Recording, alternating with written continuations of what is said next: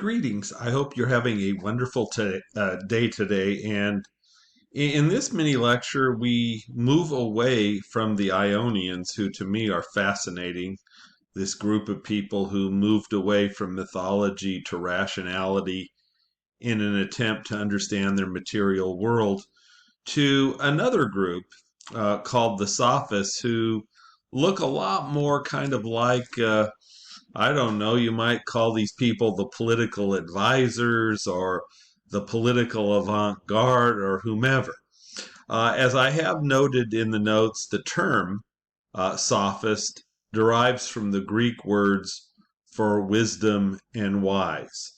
And the sophists become prominent in the city of Athens, which remember is at the center of the Greek world. Even today, the city of Athens has about a third of the Greek population just in their capital alone. Athens becomes kind of the world's primary cultural gathering place after the Athenians gathered together an alliance of Greek states and defeated the Persians, who were their major rivals. The sophists are important for us because they moved the discussion away from the material world to the individual. And that's certainly a question that's very likely to go into the test bank as one of the potential questions you might get. The sophists moved Greek philosophy from the universe to the individuals. You should know that the sophists were skeptics. They believed that knowledge was relative, and it was very, very difficult to know almost anything with that absolute certainty.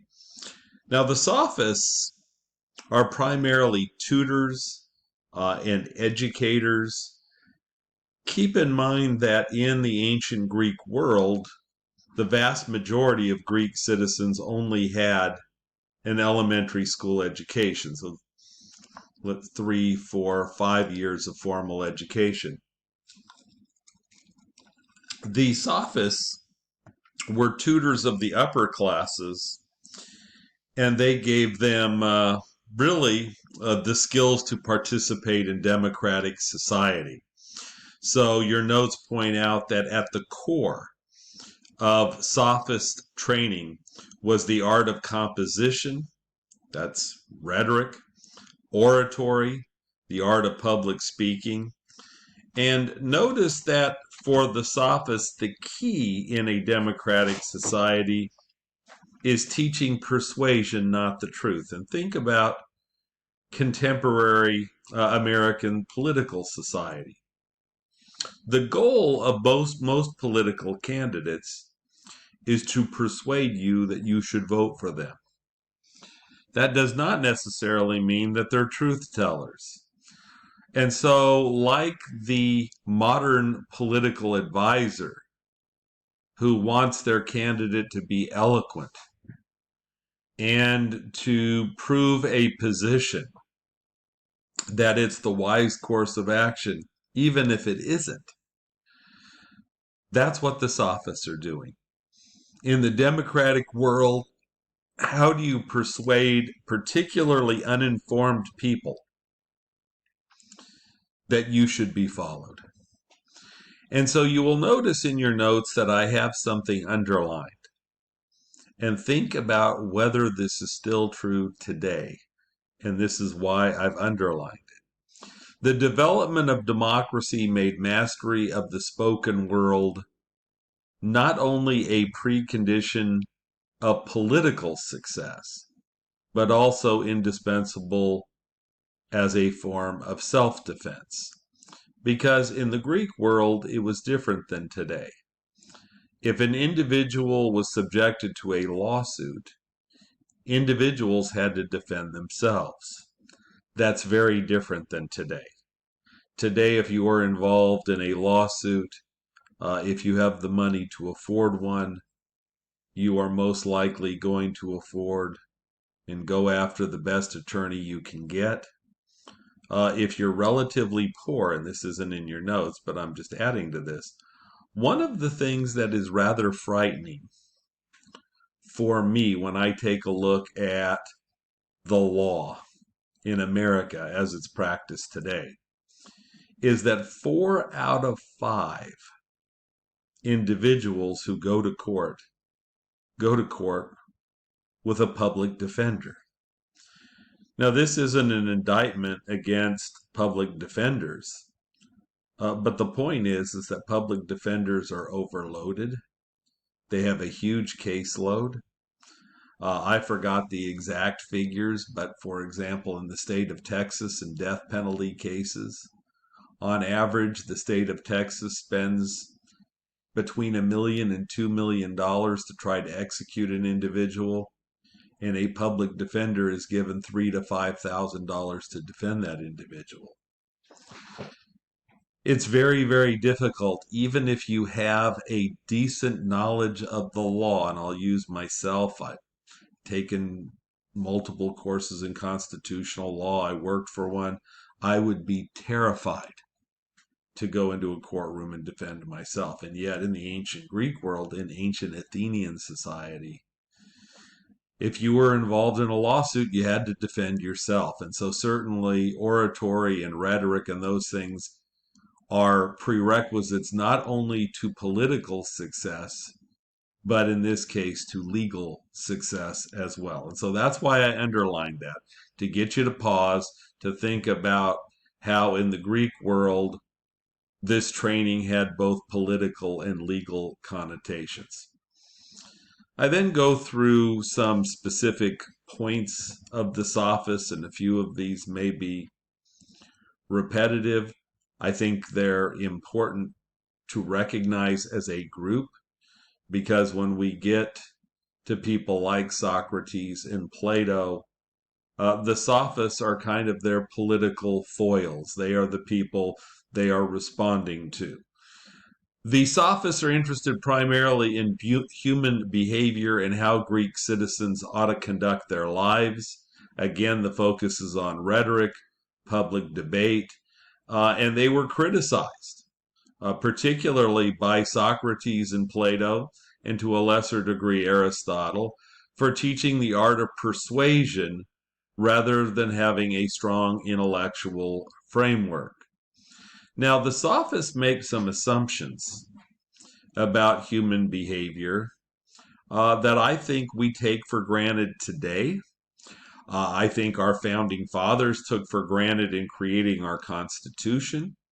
And take a look in your notes at the next thing that's underlined, and I'll read it to you because I think this one is essential. The Sophists assumed that human beings are naturally power-seeking and predisposed to the pursuit of self-interest. If you read Federalist number 10, which I believe is the greatest political essay ever written in the history of the United States, James Madison says that he believes that individuals have a natural lust for domination. They have a tendency to vex and oppress one another. People like James Madison and Alexander Hamilton and John Jay, the three Federalists, believed the same thing that the Sophists did. That we created this Constitution because we believe that people are power seeking.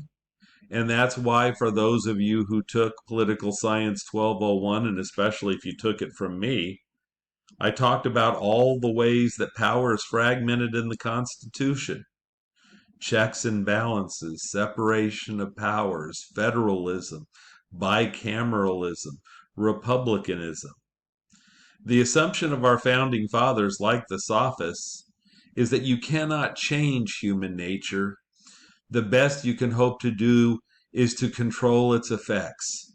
And so James Madison, the father of our Constitution, says, let us check power with power and ambition with ambition. And clearly, you see a connection here between the ancient Greeks and our founding fathers in making this assumption that people are power seeking.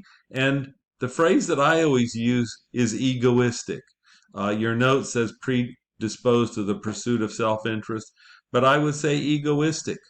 Certainly, one of the reasons why we have a government and we have courts is that judges and juries are umpires.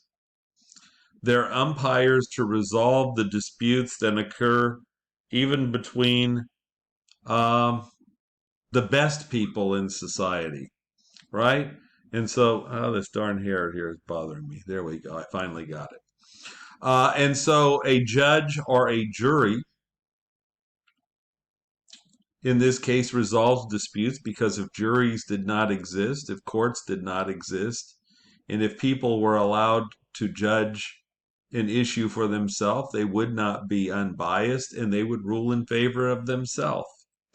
For those of you, and I'm a huge sports fan, but in virtually all sports, there's umpires to resolve disputes that may occur between the players in the contest. So we have an umpire to judge a strike zone in baseball. In football, you have all kinds of umpires, line judges, side judges, referees, umpires, to judge various football plays.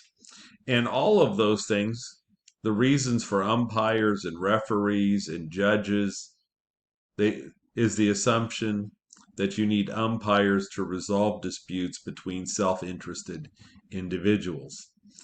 So the Sophists do not believe in the existence of a universal truth, which is what Socrates and Plato are going to argue. The Sophists say that Socrates and Plato, when they talk about justice and truth, these are social conventions. And I'll give you an example of this.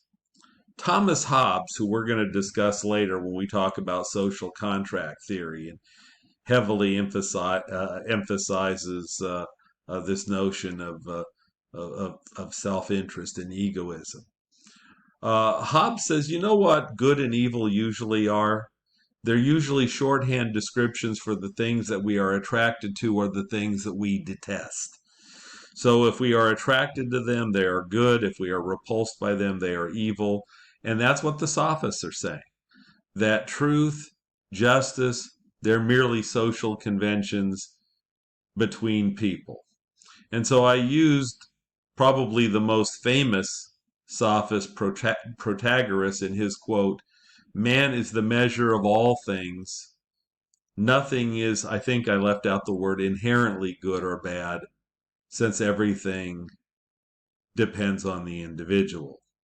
So these notions of truth and justice, which is what certainly Socrates is going to say, right? The good life is the pursuit of social justice, living the good life. And the Sophists say that that's not true. That in this particular case, what happiness is achieved through acquiring objects that give people pleasure. Think about American society. Things like wealth. Rich people have tremendous status in American society. In fact, I think one of the great mistakes we make as Americans is we put too much respect that the person who is wealthy must be wise. May not be true. Our honor, certainly this feels a lot better. Somebody who is a war hero, our status. But the notion of the Sophists is that material success and the acquisition of power are the means to human happiness. Put multiple stars here. This is an important concept. The core belief of the Sophists are that people are primarily self-interested creatures and are egoistic. And I think that we as Americans buy into this assumption as well. I think that as Americans, we believe that people are primarily self-interested creatures. And as a result, we need government to regulate the behavior of societies full of these self-interested creatures. When I come back, I will give the second mini lecture on the Sophists.